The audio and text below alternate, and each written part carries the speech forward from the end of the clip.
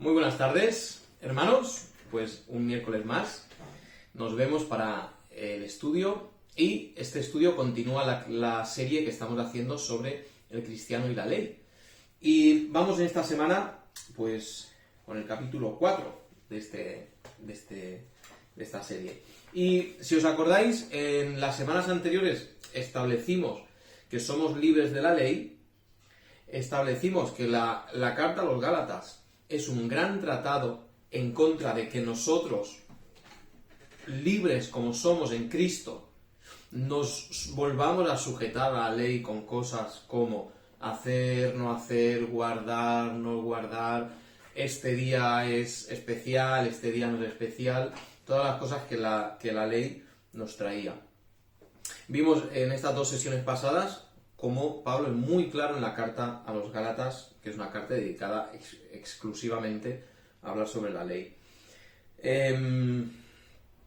Por tanto, dijimos que la ley ya no. La ley nos había llevado a Cristo, temporalmente había sido lo correcto, temporalmente había sido lo que había que obedecer, estaba ligada la ley a una identidad nacional judía, así es como era, y el tiempo en el que el hombre estuvo bajo la ley judía, porque Dios lo quiso, era lo que había que hacer.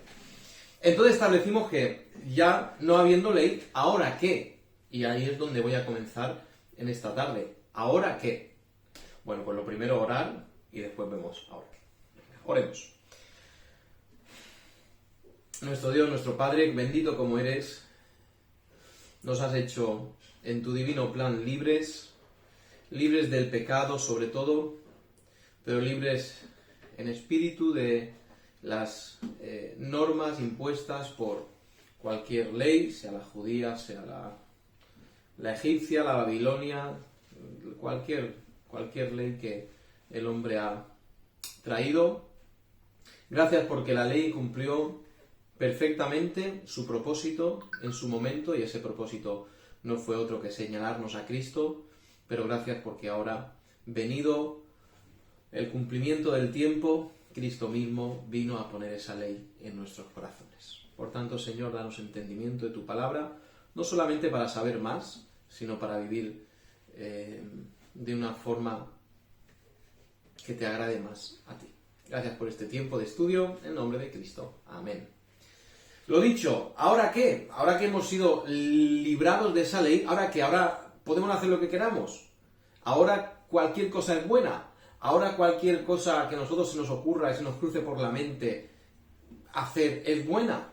Por supuesto que no. Teníamos... voy a empezar diciendo... voy a usar dos puntos generales en este estudio. El primer punto es... y no sé cómo expresarlo, no me gusta la palabra religión, no me gusta nada, pero creo, para muchos de nosotros tiene una connotación negativa la palabra religión. No creo que en cierto sentido el cristianismo sea una religión, pero la voy a usar porque es la palabra que creo que más nos va a ayudar a entender. ¿Qué clase de religión es el cristianismo? Eso es donde quiero ir. ¿Qué clase de religión es el judaísmo? Eso ya lo sabemos, porque hemos leído mucho sobre la ley. ¿Qué clase de religión era el judaísmo? Muy bien. El judaísmo te decía qué tienes que comer y cuándo. Había unos días que podías comer esto. Había otros días que no podías comer esto. Había un día que obligatoriamente tenías que comer esto. Ese día la carne tenía que ser preparada obligatoriamente en cierta manera. Tenías que estar con ciertas personas. Esto establecía la ley. La ley era así. Esto era así, así, así. Hazlo así, así, así. La ley te decía qué tenías que decir y cuándo. Cuando las personas venían a sacrificar, había una serie de bendiciones, o una bendición sacerdotal, que el sacerdote decía, tal, Jehová te bendiga, te guarde, Jehová resplandecer su luz sobre tu rostro, estoy citándolo de memoria. Pero eso se tenía que decir en ese momento. Por lo tanto, la ley te decía, tienes que decir esto y hay que decirlo en este momento. Estas palabras son para este momento. La ley te decía qué guardar y cuándo tenías que guardarlo. Esto tienes que guardarlo este día. Este día no tienes que guardar esto. El séptimo año del día de reposo, el año de reposo de la tierra. Es cada 49 años jubileo, liberación. Y había un montón de cosas. ¿Cuándo tenías que hacerlo y cómo tenías que hacerlo? Esto era la ley. ¿Qué guardar? ¿Cómo guardarlo? ¿Y cuándo guardarlo? La ley nos establecía un idioma. Nos establecía que tenías que llegar al hebreo para poder agradar a Dios, para poder conocer la ley judía. Tenías que llegar al idioma judío. Por lo tanto, nos establecía una ley, aunque luego se tradujera al griego, la ley más adelante, pero se establecía que el hebreo arameo, era el vehículo lingüístico usado por Dios para llegar hasta Él. Si querías conocer a Dios, tienes que conocer la ley, tienes que conocer el hebreo. La ley nos decía cuál era el lugar, o qué lugar y cuándo. Nos establecía que 3 veces al año había que personarse en Jerusalén. Da igual donde estuvieras, tenías que ir a Jerusalén. Tenían que ser 3, como mínimo, podías ir en otras fiestas. Pero esas 3 fiestas había que estar ahí. Por lo tanto, la ley nos decía dónde y cuándo. La ley nos decía qué animal era limpio y cuál era inmundo. Qué animal se podía comer, qué animal no se podía comer, qué animal se podía tocar, qué animal no se podía tocar. Nos establecía que cuando el animal estaba en cierto momento no se le podía tocar, porque si le tocabas eras inmundo. Por lo tanto, la ley nos establecía qué tocar y qué no tocar también. Nos decía, por supuesto, qué animal hay que sacrificar, qué animal no hay que sacrificar. Nos decía dónde estaba Dios, la ley. Está en Jerusalén. La presencia de Dios está en el templo. Está ahí. Por lo tanto, todo el que quería venir a Dios tenía que ir al templo. Era una ley que no podíamos separarla de una identidad nacional judía. Esto ya lo he establecido anteriormente. Va muy ligada a la cultura judía. Tanto que cuando un creyente, alguien que dice ser cristiano, empieza a judaizar, ¿qué empieza a hacer? Hacerse un judío. En ley y también en aspectos culturales. Si veis a los judaizantes, aparecerán vestidos como se vestía un judío. Aparecerán diciendo palabras que decían los judíos. Un judaizante terminará comiendo lo que comían los judíos y no comiendo lo que no comían los judíos. Terminará hablando de la tierra de Israel, tan amada por ellos, como la tierra santa, el lugar especial, el lugar de Dios, nuestra nación. Porque todo esto es imposible desvincular la identidad judía de la ley. ¿De acuerdo? Esto es lo que la ley nos traía, ¿de acuerdo? Llegamos ahora al cristianismo. ¿Ahora qué? ¿Qué tipo de religión es la religión? He dicho que voy a usar la palabra religión, ¿vale? Aunque no me guste, pero es la que mejor se entiende para expresar esto. ¿Qué es la religión cristiana? La religión cristiana nos dice qué comer y cuándo, nos dice qué tocar y cuándo, dónde ir y cuándo, y lo establece como norma obligatoria de vida. Fijaos, Cristo, en el capítulo 4 de Juan,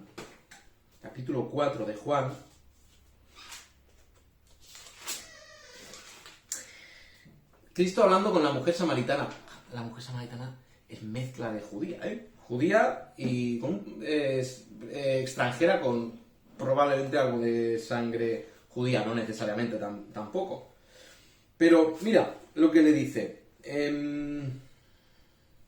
Versículo 19. Le dijo la mujer: Señor, me parece que tú eres profeta.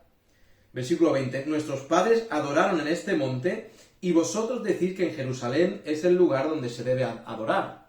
Ahí hay que adorar, es lo que decían los judíos. Mas la hora viene y ahora es cuando los verdaderos adoradores adorarán al Padre en espíritu y en verdad. Me he saltado. Versículo 21, la respuesta de Cristo. Jesús le dijo: Mujer, créeme que la hora viene cuando ni en este monte ni en Jerusalén adoraréis al Padre. Bueno, si Jerusalén era el lugar de adorar a Dios, porque Dios estaba ahí, porque su presencia estaba en el templo. Entonces, ¿qué? ¿Cómo? Que para nosotros esto... Vale, claro, porque nosotros adoramos en Irún, adoramos en Pensilvania, adoramos en Irán, en la India, en la China, pero ellos adoraban en Jerusalén. Y para nosotros no, pero para los judíos esto era un... ¿Cómo?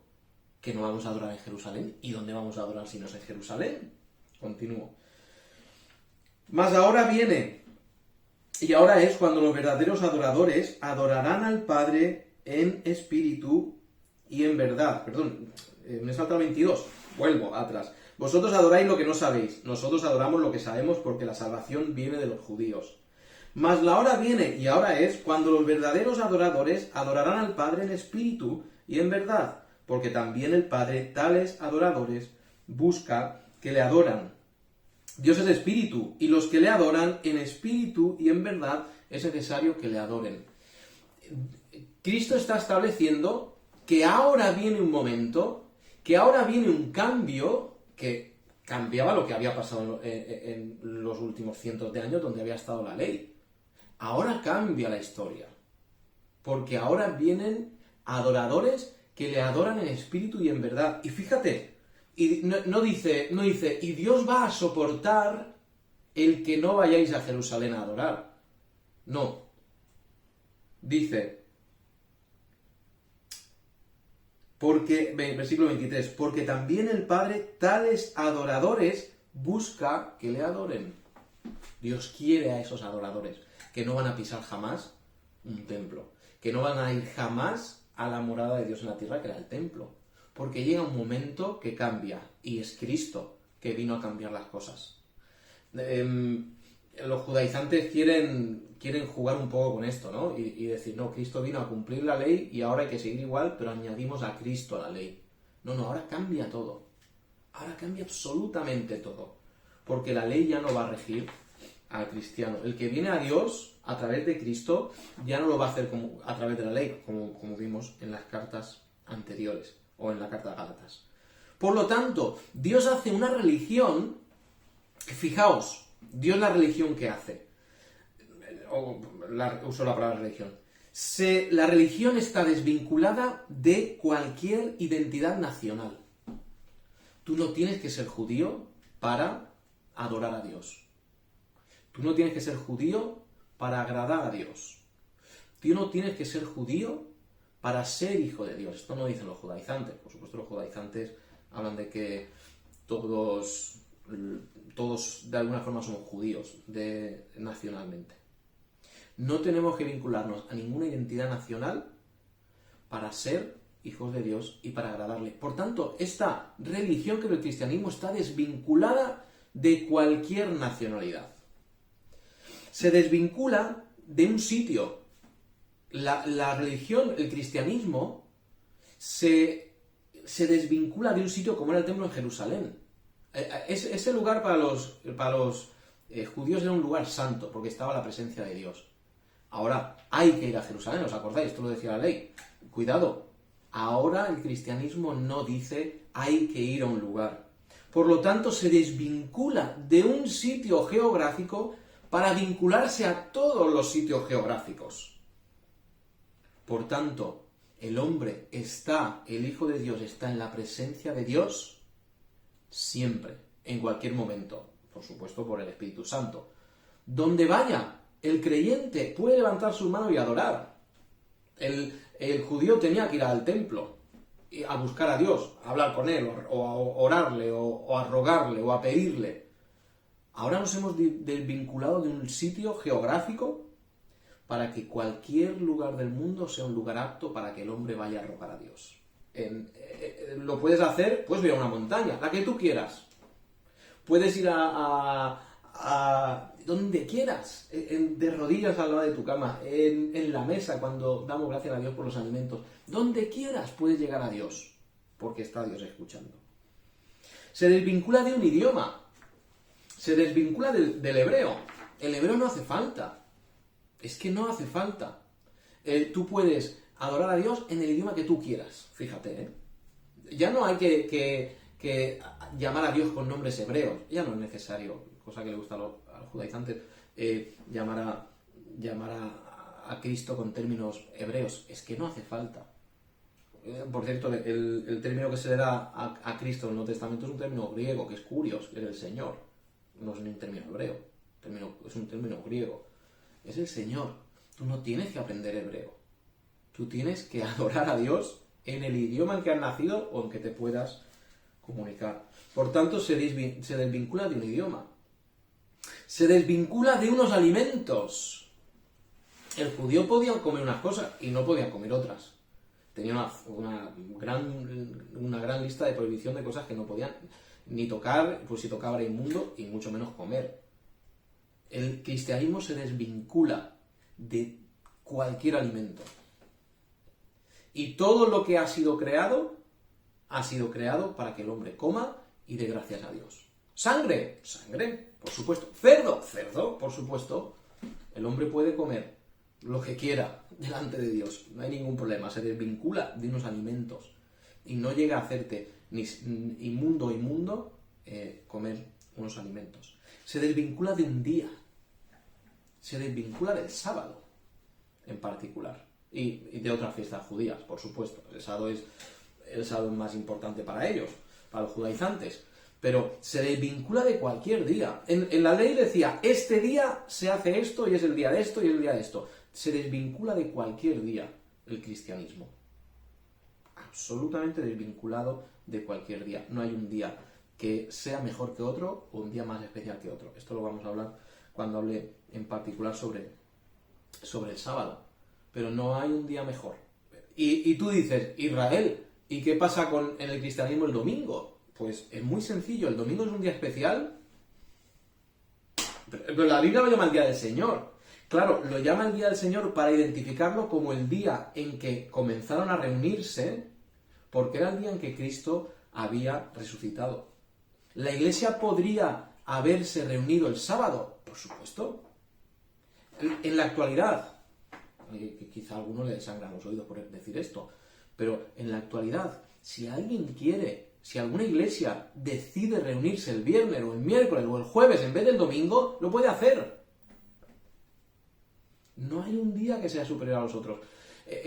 Dentro del seno de la iglesia, el día especial es el que nos juntamos a partir el pan. Es el día en que nos juntamos como iglesia para adorar a Dios y hacer lo que he dicho muchas veces, la realidad personal que todo en tu casa, que es orar, alabar y estudiar la Biblia, la haces con tu iglesia, con tu cuerpo, con tu asamblea. Y por eso es un día especial. No es porque el domingo sea diferente. No es porque cuando la aguja entra a las 12 de la noche, a las 0 horas del domingo, de repente eres espiritual, de repente es un día en que te sientes mejor, de repente es un día en que ahora sí puedo alabar a Dios. Es un día con horas exactamente iguales que los otros días. Pero la iglesia se reúne para... tradicionalmente nos hemos reunido el domingo. No hay ningún problema en reunirnos el domingo. Se ha hecho tradicionalmente, gloria a Dios. Y lo hacemos porque nos gusta celebrar y decir que un domingo Cristo resucitó.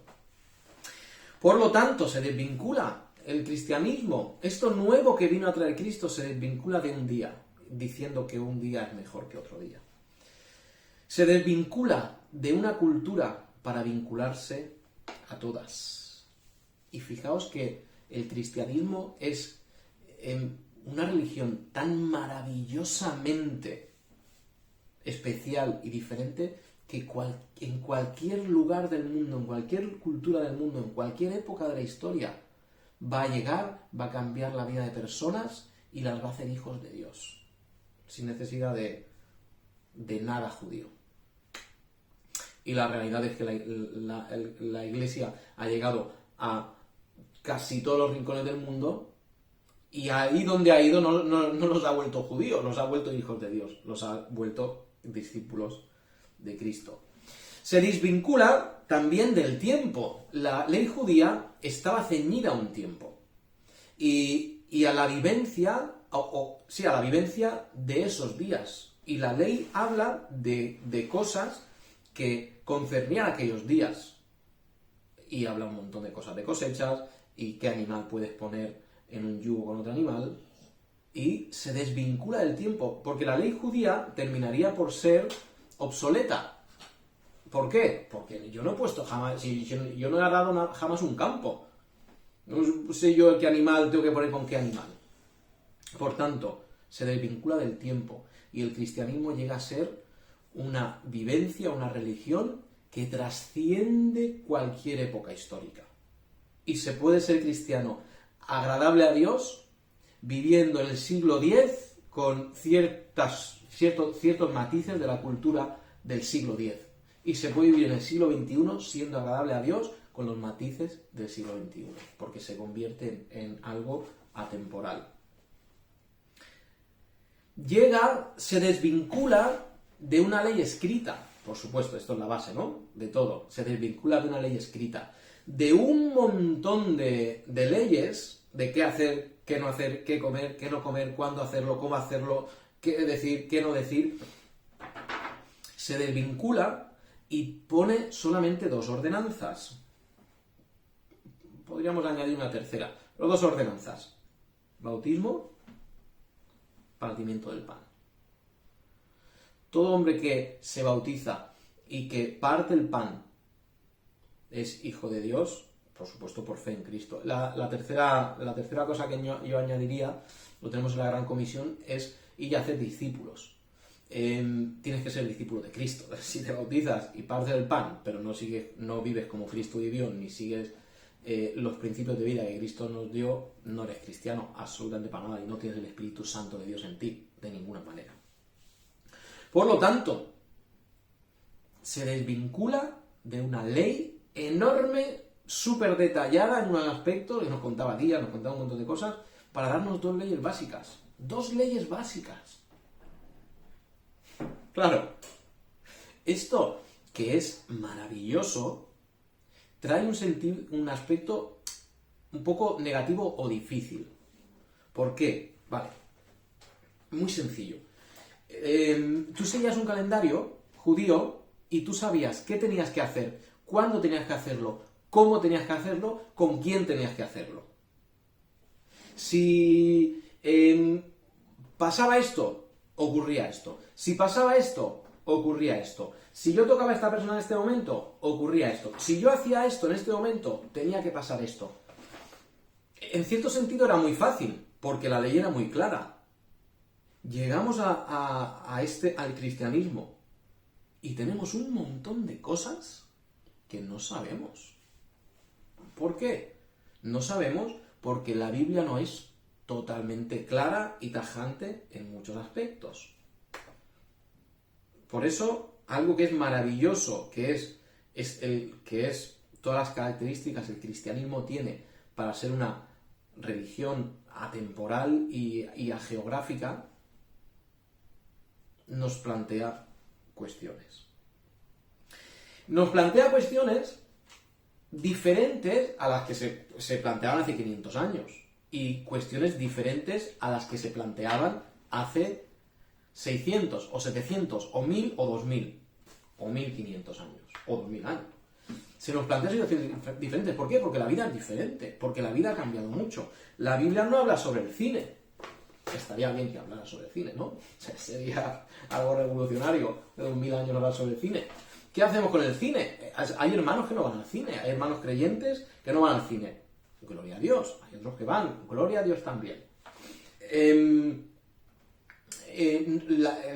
cristianismo, la Biblia, el Nuevo Testamento, no nos dice qué tenemos que hacer el domingo. Por ejemplo, el día que nosotros apartamos para el Señor y que decimos, este es especial porque se reúne la iglesia. Hay hermanos que deciden no ver la tele el domingo.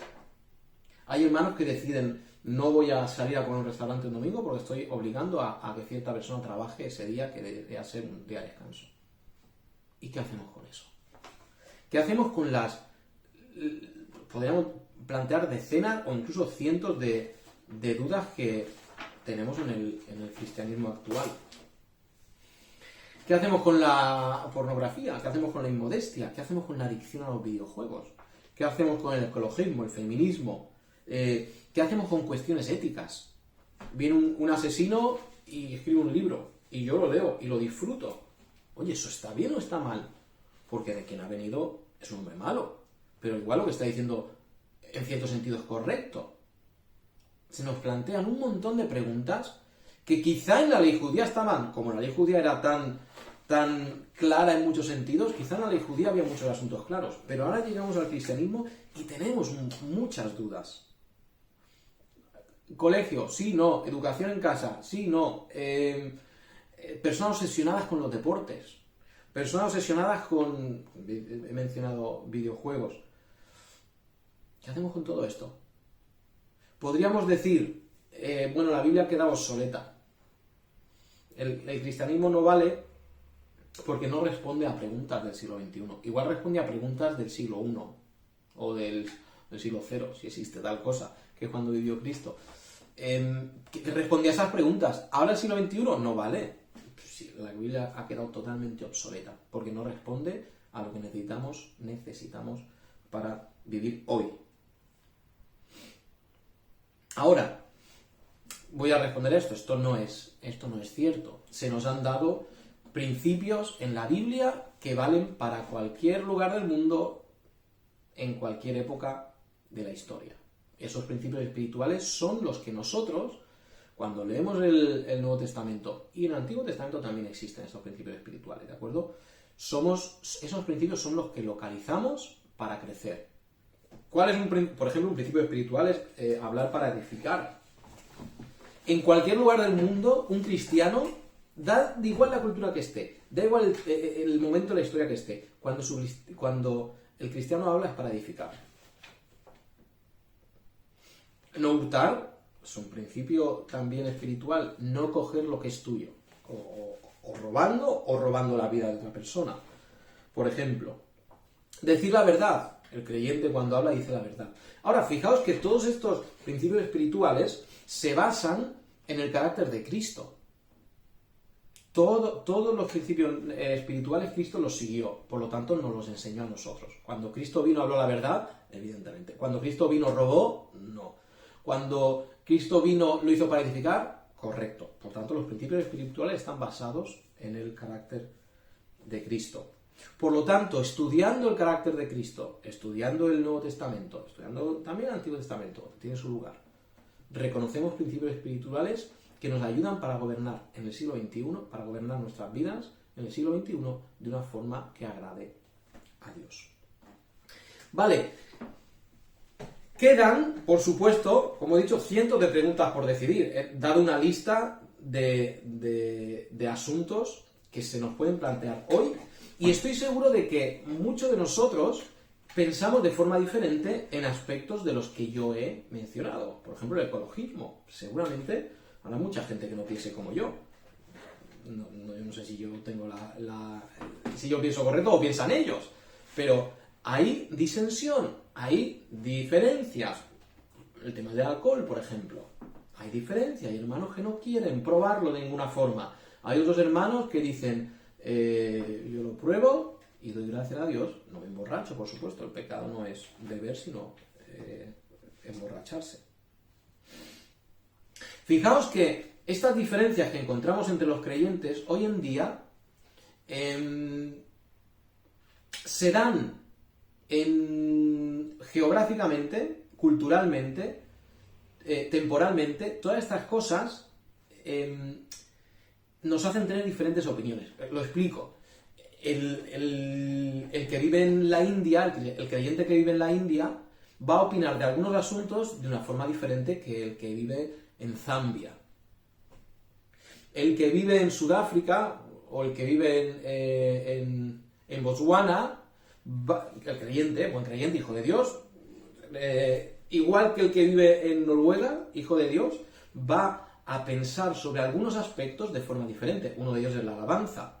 El que vive en Botswana, pues alabará a Dios quizá, probablemente sí, de una forma diferente al que vive en Noruega. Hay diferencias que nos la trae la geografía. El que vivió en el año 800 seguramente piensa de algunos temas diferente que el que vive en el año 2020, que estamos nosotros. Ahora, y esto es normal, ¿no? Esto lo entendemos. Pero fijaos que incluso personas que han sido educadas en la misma cultura, en la misma época de la historia y en la misma cultura, pueden llegar a pensar diferente. Mi hermano y yo hemos sido educados en la misma casa, con los mismos padres, con una hermana en común, los dos, y él opina de cosas diferentes que yo. Esto no estoy revelando ningún secreto de familia.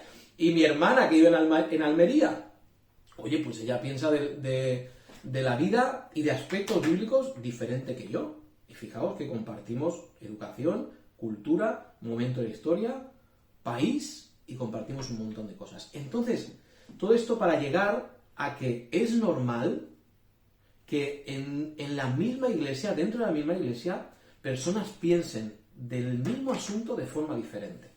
Por supuesto, cuando estoy hablando de esos asuntos, son asuntos que no quedan claros en la Biblia. No estoy hablando de matar, porque claramente la Biblia nos dice no matarás. No estoy hablando de mentir, porque evidentemente la Biblia es clara. No estoy hablando de robar, porque la Biblia es clara. No estoy hablando de fornicación, porque la Biblia es clara. Estoy hablando de aspectos donde la Biblia no marca, no es dogmática. Por tanto, esto nos lleva a Romanos 14. Y en Romanos 14 tenemos un pasaje muy bonito sobre la libertad en Cristo. Y cuando llegamos a temas de discusión, temas que la Biblia no es dogmática y son temas donde hay debate y hay diferencia de opinión, va a primar la libertad en Cristo. Pero la libertad en Cristo tiene un pero. El que hace algo en libertad, el que celebra el cumpleaños de su hijo con libertad, hay personas que dicen ser creyentes y no celebran el cumpleaños de su hijo. Muy bien, yo celebro el cumpleaños de mi hijo y lo hago en libertad.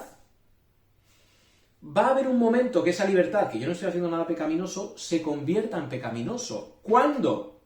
Cuando ofende a otro. Por lo tanto, tenemos que leer Romanos 14 y tenemos que entender qué es la libertad y dónde está la separación entre pecar o no pecar dentro de la libertad cristiana. Eso va a ser la próxima semana, pero que ya llevamos un ratito. Romanos 14 vamos a estar viendo sobre la libertad que tenemos en Cristo. Y voy a decir de antemano, este pasaje no está hablando solamente de comida, como he tenido que escuchar en un par de ocasiones últimamente. Este pasaje no está hablando solamente de comida. Lo voy a dejar aquí y vamos a las próximas semanas a seguir aclarando el tema de qué podemos, qué no podemos hacer, qué es la libertad cristiana, qué deberíamos o qué no deberíamos hacer. Dios mediante será el próximo miércoles. Que el Señor nos bendiga.